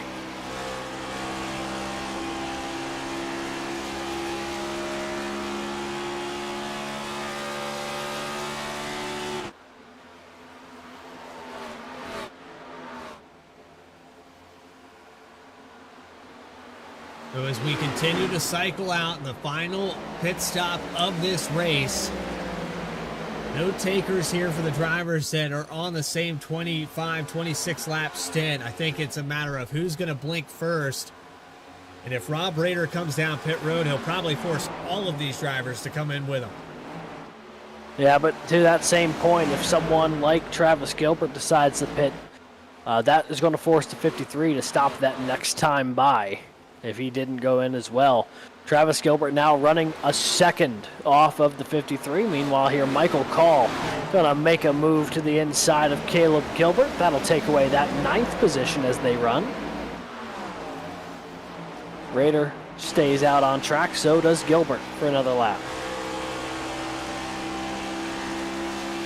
What's interesting to me is Rader and Gilbert are both running the bottom of this racetrack, so there might be a transition somewhere in this fuel run where running the bottom in 1 and 2 is better for the car. And they're up higher through 3 and 4. I don't know if the 22 wants to undercut Rob Rader. I know last time he lost a lot of ground on pit road. Maybe this time he can pit cleanly and get in there. I think right now it's just a guessing game. How much time are you going to make up? I know for certain if Gilbert comes down this lap, Rader will come down the next one. But last time it was Rob Rader down first. And the 22 yeah, coming down lead. this time by. There you go. Just heard it over the radio. The 22 going to make Rader's a coming stop, in with so him. is the leader. Going to try to mirror it.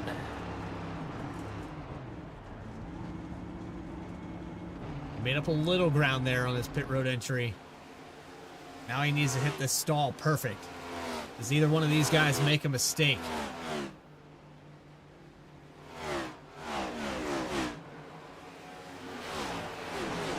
.22 into his box. 53 into his box. Both of those entries looked pretty clean. 22 is going to drop the jack first. He was the first one into his stall. You don't want to get a speeding penalty here.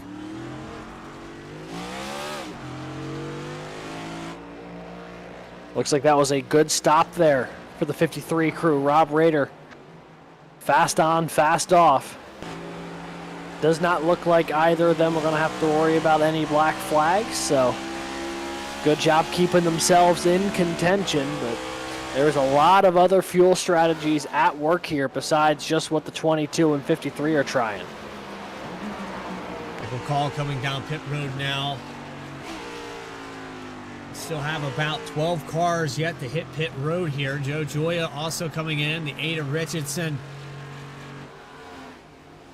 And looks like Joya getting a black flag penalty in the number 7. He's going to get a hold.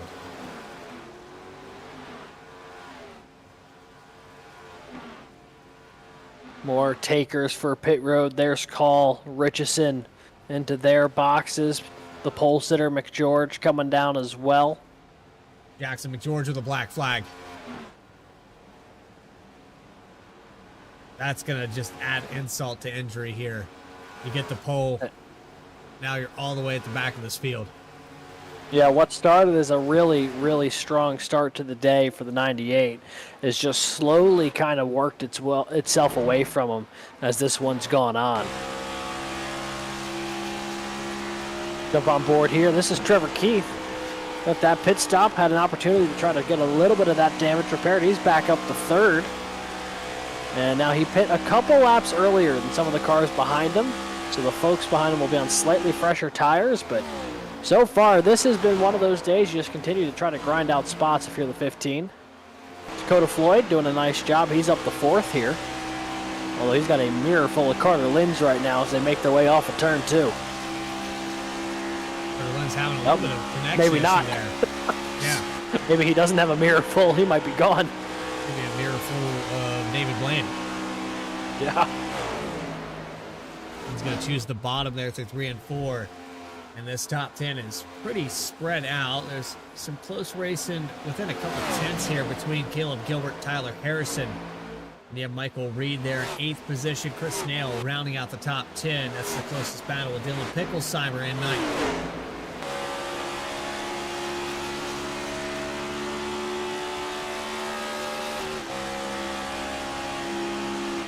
Well, don't go anywhere. We have more coverage to continue here from Kansas Speedway. You are watching the Chapman Cup Series live on V-Speed.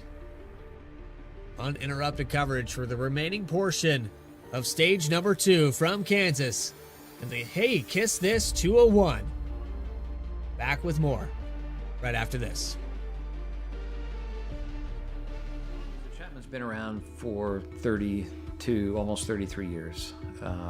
It's a great company. We've built it from 10 people not all that long ago to 32 people today. We continue to grow. We're hiring people all the time.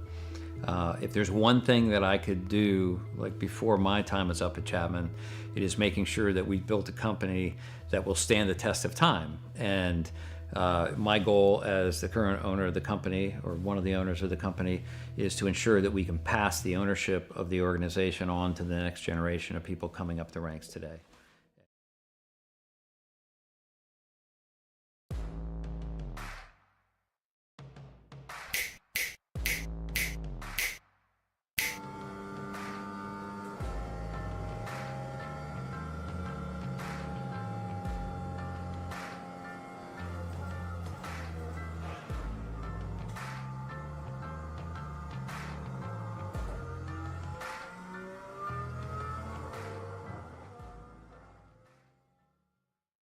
One area of our business where we impact the local communities pretty heavily is the school systems.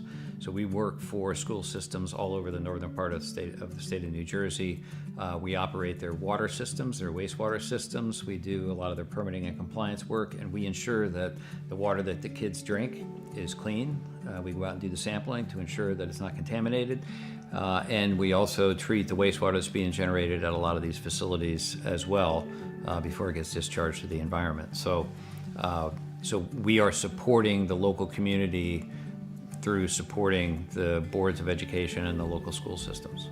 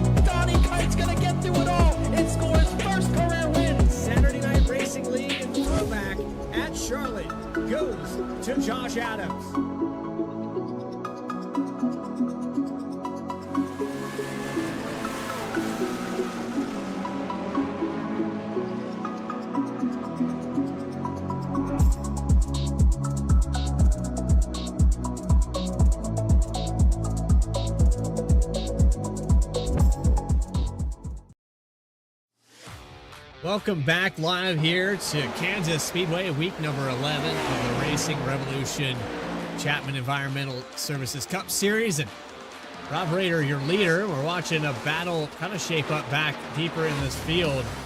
Caleb Gilbert pulls away. Dylan Picklesheimer in ninth. It's Tyler Harrison and Michael Reed that are going at it for the 6th spot. Carter Lynch, Trevor Keith. Keith was up in 3rd. So still some passes going on here in the back half of the field. And then Dakota Floyd has found his way to a top 3. This could be his first podium finish here at Racing Revolution. He's about 7 seconds, 6 seconds back from 2nd place and 7.5 back from the lead. Yeah, we're getting to that point in this race where you've got what you've got. You got to try to finish what you can, just grind it out. It's been a long green flag run here since that stage.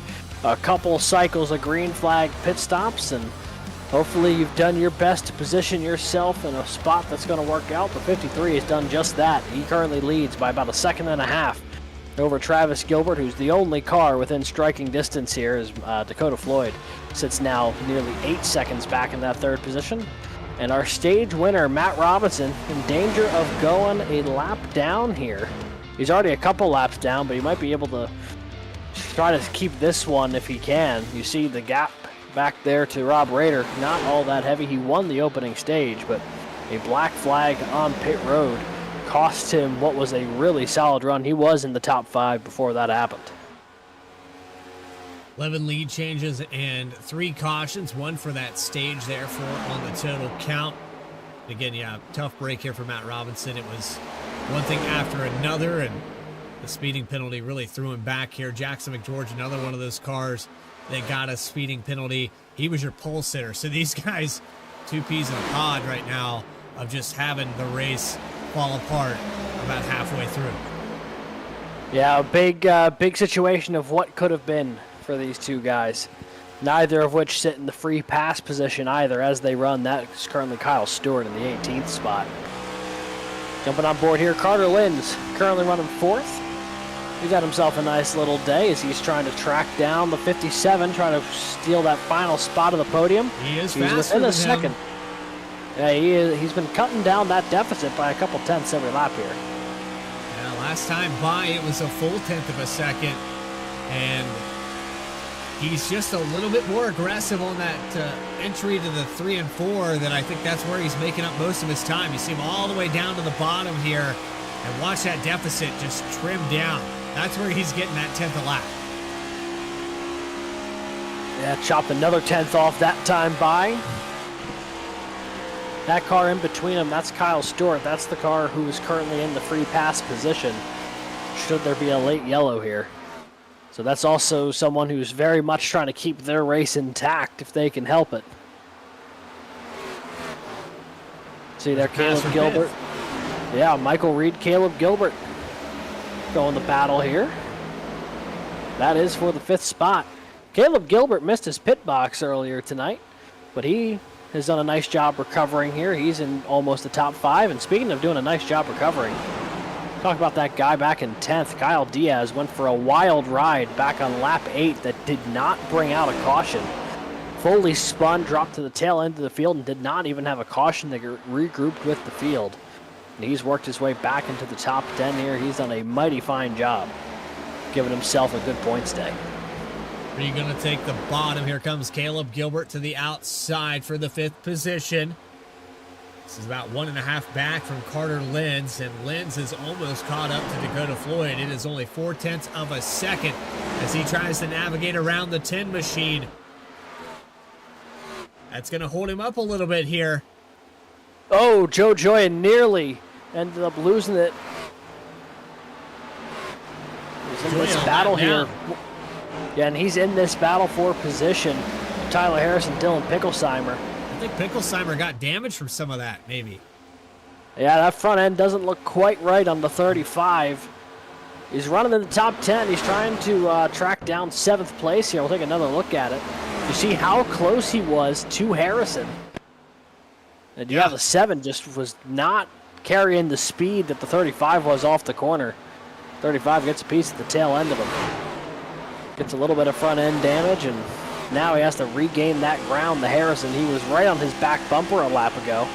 Now you can make that gap about 4 car lengths. So back up here, Carter Lenz has cleared the 10 machine, but now up into he's the in the wall for fence. the 66. Got to burn that right front up a little bit, trying to clear the 10 car, who is that free pass position, but also notably a teammate to the 57. Maybe a little bit of defense being played for his teammate up there. Said, okay, I'm going to run this line, and you have to get around me. You can do that here at Kansas. It's very easy to do. Yeah, just a little bit of aero blocking, nothing Yeah, you egregious. got to be but somewhere. He's in Yeah, the wall and- again. Man, he is. Man. Wow. He got clear of the 10, and then the handling of the car just completely vanished on Lenz here. Still tracking only about 0.3 of a second off of Floyd's back bumper, but got to It's this imagine he would have already been there. You can see Floyd actually moves it down a little bit, but it's 3 and 4 where Lenz is really making up time. The other side of it too, though, is now Carter Lenz is in that air bubble from the aero block he was getting from the 10. He's going to get it really bad here from Dakota Floyd. Even though they're on the same tires, Lenz can't get back to the throttle as soon as Dakota Floyd. That's why he's choosing this bottom line in 3 and 4. It's clean air on the nose. And even though it might not be as fast down here, it's better than being up behind it. Yeah, the clean air, while it may not be an optimal line for lap time, is optimal in his current predicament of choosing between the dirty air coming off the 57 or taking a slightly suboptimal line in clean air. The 66 is rolling. The 15 of Trevor Keith sounds like on the radio he might be thinking about coming down pit road. Don't know if they got that thing fully gassed up. He came down right at the extent of that fuel window. He's running 10th. He's battling Picklesheimer for that 9th spot right now. Don't know if that comment over the radio was made offhandedly or was in earnest, but something we're keeping an eye on here is this little cluster of cars. This is Joe Joy, Sirkovich, and Turner. Everyone's bouncing off each other.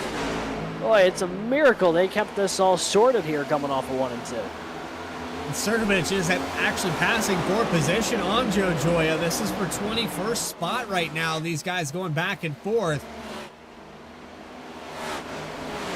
You also have Bennett up there ahead of him, but he's about 14 seconds ahead. So this is the closest these guys are going to get to racing for position with only 4 laps to go, and they're still going at it. Yeah, the moment that they had an opportunity to go for position, it was gloves off, and they started going at it. And there's a lot of cars still running for position here inside the top 10 just behind them. Picklesheimer's falling off a bit. Here comes Grant Turner on a bit of a late charge, along with Michael Call, who's now put himself in the top 10. With Kevin Orlando Jr. trying to follow Kyle Diaz into this mix as well. There's going to be a lot of people jockeying for position as Trevor Keith down pit road. Yeah, was not able to make it on fuel. He could have maybe made it if he spent the entire stint trying to save a little bit from that 34, 35 lap window. Fortunately, just not quite enough. And he's going to have to bring it down pit road. A disappointing end to the day for the 15. And I want to say something went on here with Grant Turner. He's putting a lot of wheel into this car, and I can see why now. He has got lap traffic he's trying to get clear of and go up, maybe chase down another position with Tyler Harrison. He's 1.3 ahead, but 2 laps to go. I don't think it's going to happen. Rob Rader in a dominant performance today. Back to ship shape for the 53 team. The Chapman Cup Series driver with Chapman Environmental Services is going to get the white flag presented by Erhardt Homes. Love where you live. Yeah, couldn't have scripted a better day if you're Rob Rader. Comes into the day 13th in points, hadn't found victory lane yet this season. Goes out there and puts together a statement victory here. Just has one more set of corners to bring this one home. And the 4-time champion is going to get his first victory in season number 5 of the Cup Series. Rob Rader off of turn 4. He's found it at Kansas.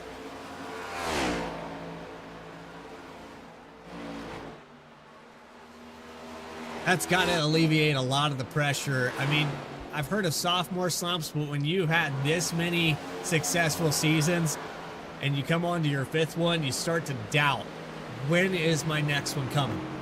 And finally, Rob Rader gets back to victory lane at a track that might be the most difficult to pass, might be the most difficult to strategize. And he thrives here today with 102 laps led. And that was a tale of two stages. 3 cautions in that opening 40 laps, and then we went green from the stage break all the way to the finish. Whoa! Somebody went flying in there across the start finish line, but Dakota Floyd and Travis Gilbert also on the podium. Floyd able to hold off Carter Linz by only about 0.2 of a second. It got real close there at the end, but ultimately the 57 to hold on to that third spot. Gonna get a post-race interview with your victor as he burns it down, looking at it down from our drone camera here at Kansas Speedway. And the front stretch burnout. Tough break for your points leader here tonight. Rob Rader capitalized on it. Looking to go 5 times in a row for the Chapman Cup Series. What do you say we find old Rob Rader and bring him into the booth here?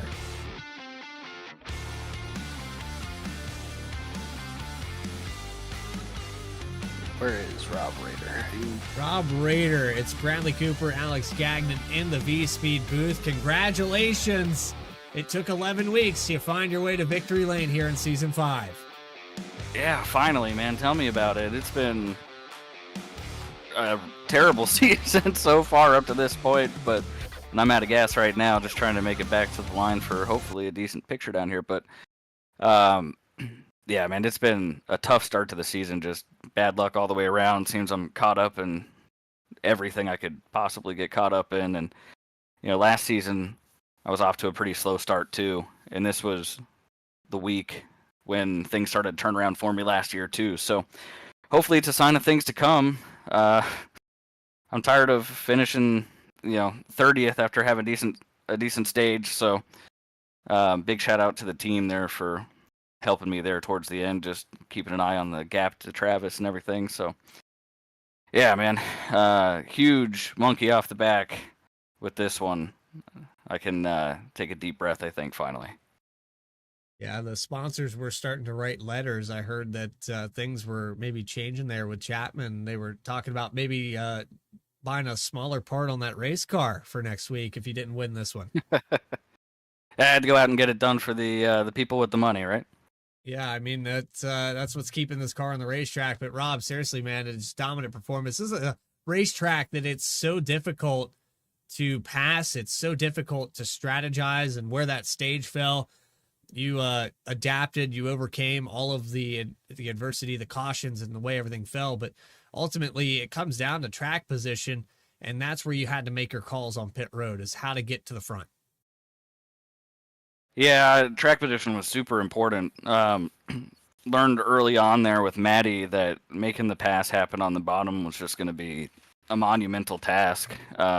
Maybe not quite as bad back in the pack where everybody's dealing with some dirty air, but up front, that pass on the bottom was going to be really, really difficult. So, right there when we had our restart, we had some guys come down, take fuel only. I knew that the real key to the race at that point was to beat Maddie through the traffic and reestablish control of the race. Unfortunately, was able to do that. At that point, it was just kind of about managing the gap first to Maddie, and I'm not sure what happened to him, but then you had Travis as well. So, just trying to manage that gap and make sure I don't make a big mistake and give up a big chunk of time. He can have a 10th here, a 10th there, not a big deal. So, fortunately, got control of the race. Everything kind of worked out from there. I was a little concerned. I pit a lap too early. I didn't want to run out at one point. But I was able to stretch the next one a lap, and we were fine from there. So it all worked out in the end. Yeah, and you mentioned running out of fuel. Some of these guys undercut a little bit too much here tonight. Trevor Keith was one of those drivers. I think Justice Murphy in the same boat as well. Some of these guys came down to have that tire advantage. It seemed like the only way to pass was to have 4 fresh ones that were, 4 or 5 laps fresher than everyone else. It was really, really difficult to get clear, especially in that early run. But Rob, you found clean air. You set sail into the sunset. You led 102 laps here today after starting on the front row, and everything went your way here tonight. Anybody you want to shout out while we have you in the booth? Yeah, obviously, big shout out to Chapman Environmental Services. It feels like it's been forever. It's been since November, since we had the car in Victory Lane. So it's nice to get them back in Victory Lane. So big shout out to Chapman.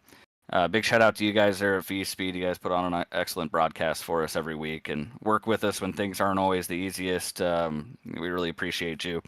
Big shout out to Daniel Holloway sponsoring the race tonight with that amazing graphic that you made here for us.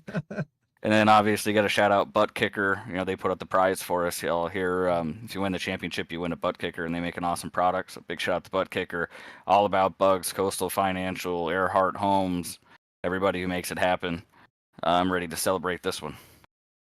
Well, running out of fuel, that's one way to celebrate it. Tell them guys to come out here with a can so you can get that thing back to the start-finish line. I don't know if you actually ever got to roll to that thing, but the speed of smell back for that picture. I made it. I'm about to do a backflip here in a second. So backflip. All right, there you are. Yeah, back to the live shot there. He is back to the start-finish line. Rob Rader, appreciate your time and everything you do here for the Chapman Cup Series and everything that you guys have put together, and 5 successful seasons thus far. Hope to see you next week when we go all-star racing. Yeah, let's go win that one too. Thanks, boys. So there you have it, your race winner, and finally finding his way to Victory Lane. We have more coverage post-race to continue live from Kansas Speedway. Don't go anywhere. Chapman Cup Series post-race interviews with the rest of your top 3. Those finals race results coming up in just a moment. You're watching the Hey Kiss This 201 from Kansas.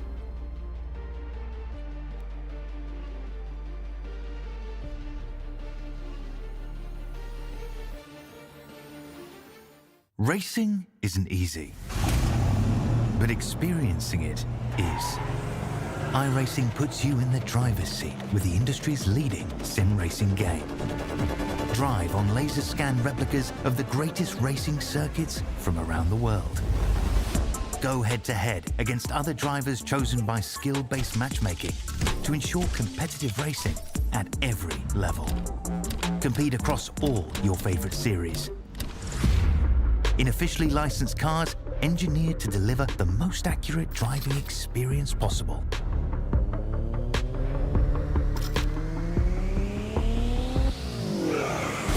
Join a race or host your own with players from across the globe. Race against the computer or in a league with friends. Feel the thrill behind the wheel. Visit iRacing.com.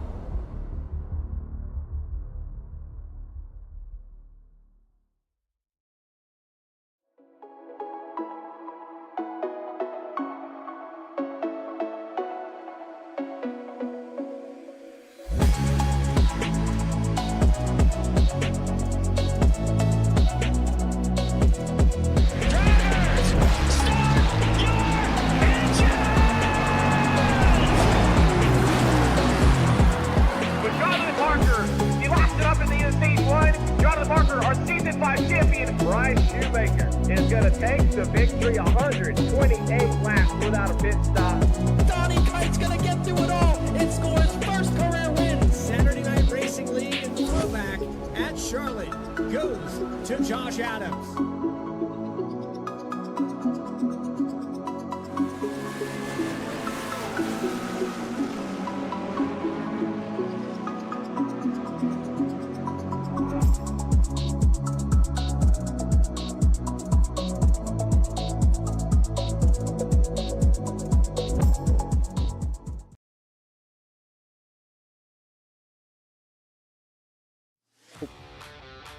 Back here live from Kansas Speedway, where Chapman Cup Series has concluded 134 laps.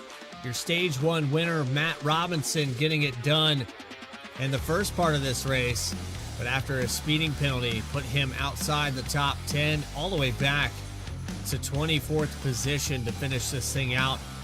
And it was 11 lead changes and 3 official cautions to finish this thing out here today. Rob Rader getting the victory, first one of the season for him. Rest of those final race results up on your screen with Travis Gilbert and Dakota Floyd getting the top 3. We'll get a word with those drivers in just a moment. Carter Lenz will finish in the 4th position.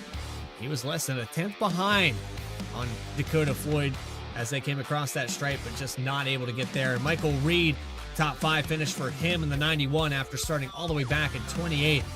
I believe he ties for the biggest mover with Caleb Gilbert just behind him from 29th. Tyler Harrison will finish in 7th position. Michael Call, who was very aggressive at the start of this race, found that balance to get a top 10. Kevin Orlando, a lot of spots gained for him, 18 positions up to the 9th spot. And Grant the Toes Turner will round out your top 10.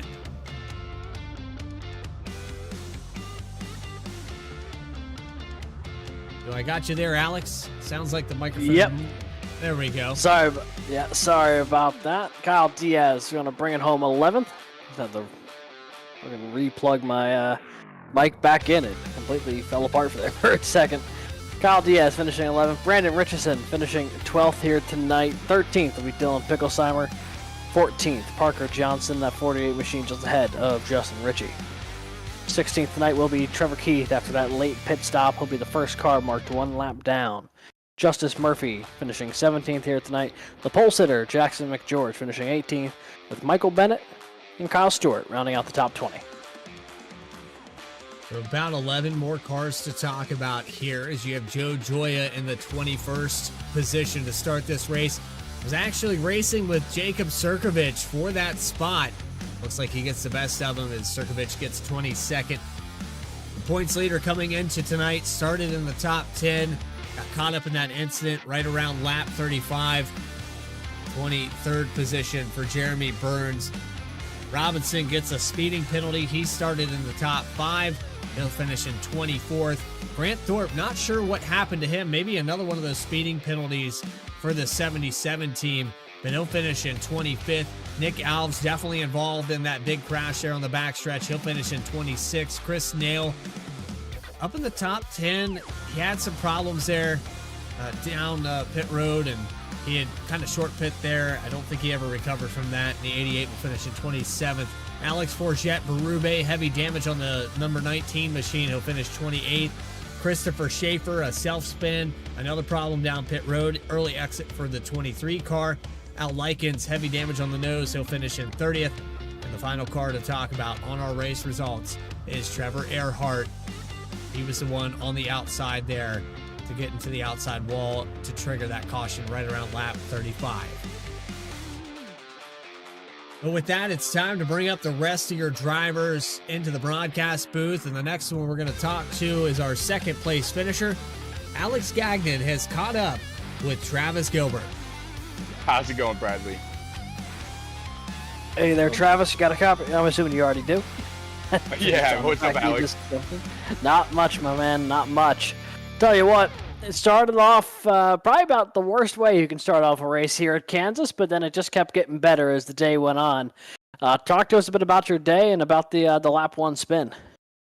Yeah, going up to that, I just told the crew that I was just gonna take it easy and ride and see what happened. And then by the time my spotter said too wide inside, yeah, I was turned around into the fence and Justice had nowhere to go. We ended up with about 45 seconds worth of damage. So I guess if it's gonna happen, that's about as best as you can ask for. So I don't know, maybe burned up the right front a little bit from the suspension in the right front, but I don't think it was too big of a deal. Rob Rader was just lights out 4-time, you know. I had a couple opportunities, and then I changed my driving style into turn 3, and I burned up my right front on that last run there. So I just wish I could have avoided that turn 1, lap 1 incident. If anybody feels that I have any fault in it, I apologize. However, I really was just following behind the driver in front of me, and then got turned, and was just reacting at that point. Yeah, no, it was certainly a tough way to start it, but you rallied back in a big way. Picked up a lap lead somewhere along the way in the pit cycle as well, but ultimately the second place finish I think should net you some really good points here in trying to reel in that points lead again. Of course, Jeremy Burns did not have the best of days today. He got caught up in an earlier incident. So you're making some ground back up toward the top of the standings. You know, you've had some really good runs over the past couple weeks. Are you doing something that really lends itself to the results you're getting, or is it just a matter of the luck's finally kind of swinging your way after a tough couple races to start the year? And that's a good question, Alex. I mean, look at last week. I qualified on the pole, and notoriously, amongst my friends and groups and the fellow racers that I race with, I'm not the greatest qualifier, but I have really good race pace. So we got the pole last week at Texas, but never even got to start there. Come to find out, SimHub needed an update, and it was making my wheel go crazy. So I had to exit out eventually. I was trying to ride it out to the stage and or hope for a caution, but we got that fixed, and you could I felt like we come through the field, had a really fast race car. Seen there was a situation with Holloway, and I put myself into the fence instead of wrecking him. He was a lap car, and I was a lap down car, so I didn't want to wreck him. So, but we still fixed that and had a good fast race car. I don't know. We just have fast race cars. Sometimes we have bad luck, circumstances. Like tonight, I really don't know what I could have done to avoid that turn one, lap one. I'm not the one that made it 3 wide. I was on the outside of it. I mean, I wish I would have known we were 3 wide sooner. I guess I could have went up the track and gave Berube some more space, but I seen he gave a huge gap to call down there and was kind of fading up the track. So I don't know, man. They're just racing incidents. I just put my head down, and we never give up. That's the mantra of the vet to track personnel that go out there and they fight for our lives, fight for our country to be able to do with all this stuff. So we never give up, battling PTSD one lap at a time. So I try not to anymore go into rage mode, and I just try to go into salvage the best day we can while trying to be, respectful to the competitors and, of course, move myself up through the pack. So Kansas was a good race tonight. I wish that we could have been Texas. I think we had the car to beat there, especially getting on the pole. So I don't know, man. Alex, really, Ray Lane, Tay McDonald, Kyle Diaz, John Fike, Devin Hudgens, Brandon Richardson, we come practice, we talk, we share notes. So I think a lot of it's preparation, and some of the luck is just finally coming our way, like you had mentioned. Well, you've kind of mentioned a couple of the folks there between Vet the Track and a couple of your teammates. Travis, anyone else you'd like to shout out here tonight to celebrate the podium finish? Yeah, I appreciate that, Alex. Yeah, my mom, I didn't get to spend Mother's Day with her. I was helping my friends Terry and Tweet, and it was a great Mother's Day weekend. Had really fun. So at least I get to say Happy Mother's Day to my mom, Louise, even though it's a little belated. I love you. Happy Mother's Day. I appreciate you. Appreciate everything you've done for me. If it wasn't for her, I wouldn't have this racing bug. Her dad, and that side of the family. So Terry and Tweet, appreciate them. They put up with me, my frustrations and everything that I go through, and they're there for me for wisdom and guidance, and I love them for that and appreciate them. So God bless them, and I appreciate them. Like you said, Vet to Track, Jim Whittam, all the veterans, Chapman Environmental Services, Not the only one. all the sponsors that have helped us, all the admins, without them, we wouldn't have such a great platform. And then with you guys at V Speed, Alex and Bradley, really appreciate you guys. So, I mean, you guys put on a great broadcast. It's always good to go look back. My friends comment on it. So, thank you. And I appreciate you guys for everything that you guys do for our league too. I appreciate that, Travis. Thank you. Thank you so much for jumping up here in the booth with us. It was nice to hear you once again. And, hopefully if you keep up this run of good fortune, we'll be talking to you again next week in the All-Star race, I believe, is coming up next. Yeah, appreciate it. And I look forward to going and seeing some of your other broadcasts too, Alex. So you do a great job, man. Got that great broadcast voice, and you provide great feedback, and the fans can stay attuned to it. So appreciate you for everything that you do, and perfecting your craft. Oh, I appreciate that. Thank you. Thank you. Well, hopefully we get to talk to you again up here pretty soon there, Travis. Thank you for dropping by the old V-Speed booth. Yeah, you guys have a good night, and I appreciate you guys for having such welcome invites up here and doing everything you guys do. And to all the moms, I didn't get to say Happy Mother's Day because I was gone. Happy Mother's Day, belated Mother's Day, and appreciate you guys. We'll see you guys soon. Alrighty. Thank you, Travis. And that was your runner-up finisher here tonight. Goes from 10th to 2nd, but really kind of a last to first challenge there. Come up one spot short there for Travis Gilbert in the 22. Alex, I don't know if you're going to be able to get out of the booth now. I don't know either. I might live here now. Yeah, the head's That was the going to be nicest thing anyone. Yeah, I must say, it's the nicest thing anyone's ever said to me. Yeah, I'll try to do better. I mean, I'll try to compliment you. I am very thankful that you come up here in the broadcast booth and do what you do. You do a fantastic job. I do agree with everything that Gilbert said. I just I didn't know how to word it, I guess, and maybe I didn't want to say it. Maybe it's an ego on my part. But you know what? You know what else we gotta say? It's the deflation of egos when you come out here and race really hard every single week, and you finally find your way to the top 3. Dakota, I know you're capable of it. You've had the speed. You've shown it here several times through the season. It took week 11, but you finally made it to the podium. How does it feel, man? One of the hardest tracks we've been at. I think this is my second in a row. I think I got second last week. Did you? Yeah, I think I got second in Texas last week. So. Ah, man, they're all blending together. I apologize for that. Oh, that's all right. I mean, it's already what? Yeah, you said what, week 11? So we're already deep in this thing. But I feel really good after tonight. There's a lot of off strategy calls tonight in the team. Definitely have to thank Morgan for that. He definitely helped make that a lot easier on us. But yeah, we were off strategy for probably 95% of that race because I off pit on or tried to split it in the stage.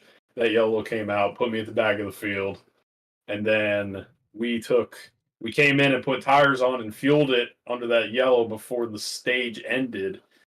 And just kind of putzed around the back and then came in, topped off on fuel, put ourselves in front of the field, and kind of just bid our time on those green flag pit stops. And those 2 tires at the end really, I think, sealed up that 3rd place for me.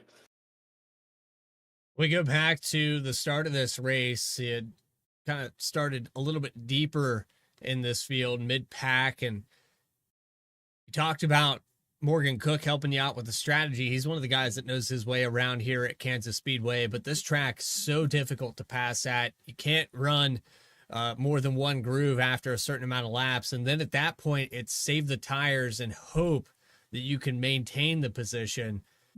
How was your mentality approaching this race from the start to the midway where we hit that stage and then all the way to the end? Well, I was doing my best to save the tires on it. I just couldn't quite figure out how to do it efficiently.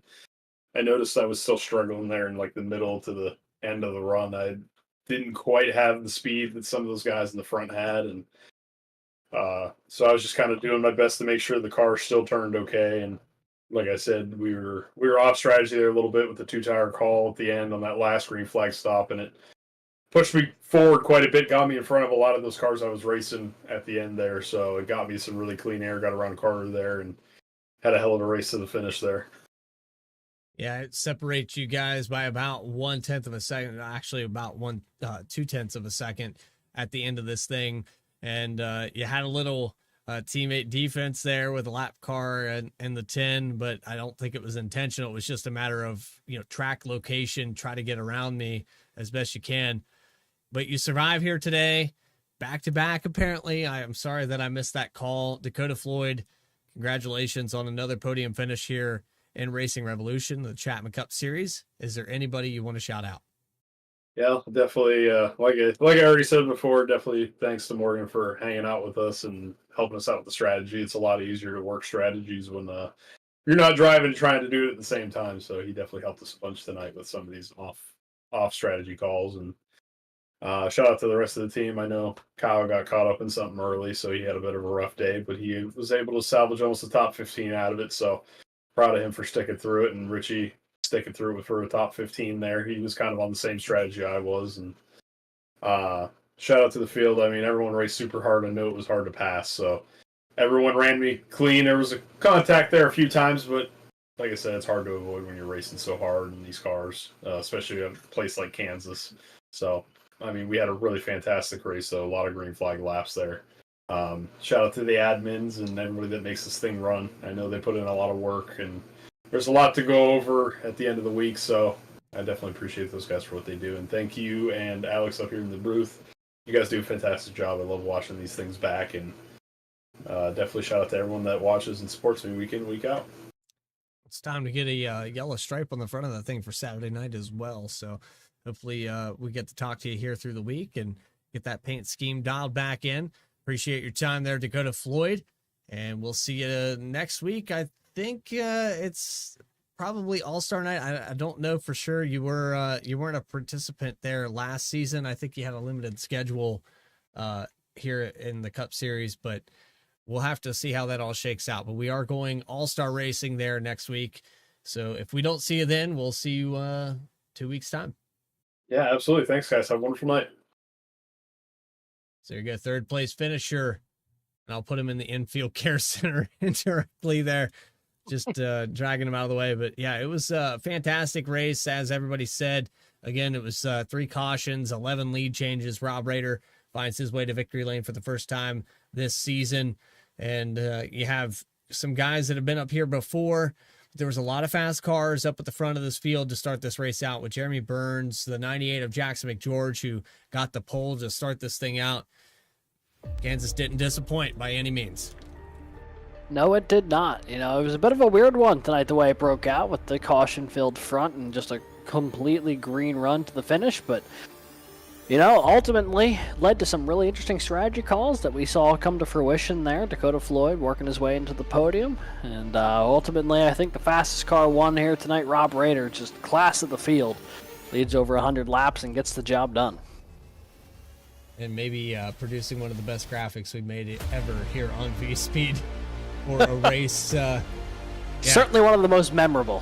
Yeah, definitely. If you guys did appreciate that. We have another week of racing coming up in just 1 week's time. Can't give you all the details, but I will kind of subliminally show you where we're going. Of course, that'll be on May 21st at 8:30 p.m. Eastern Time. All the drivers that are previous winners and drivers that were in the playoffs last season will be invited here for this All-Star Week. And, of course, you can catch all the action here on V-Speed, again, at 8:30 p.m. Eastern on Wednesday night for the Cup Series. But for everybody here at V-Speed and Racing Revolution that helps put this on, Rob Rader, Nick Alves, Justice Murphy, Grant Thorpe, and everyone else. I think Kevin Orlando on that list as well. This is Bradley Cooper for Alex Gagnon, Adam Baker, everyone else in the background saying so long from Kansas Speedway. We're going All-Star Racing next week. Until then, stay tracking, everybody.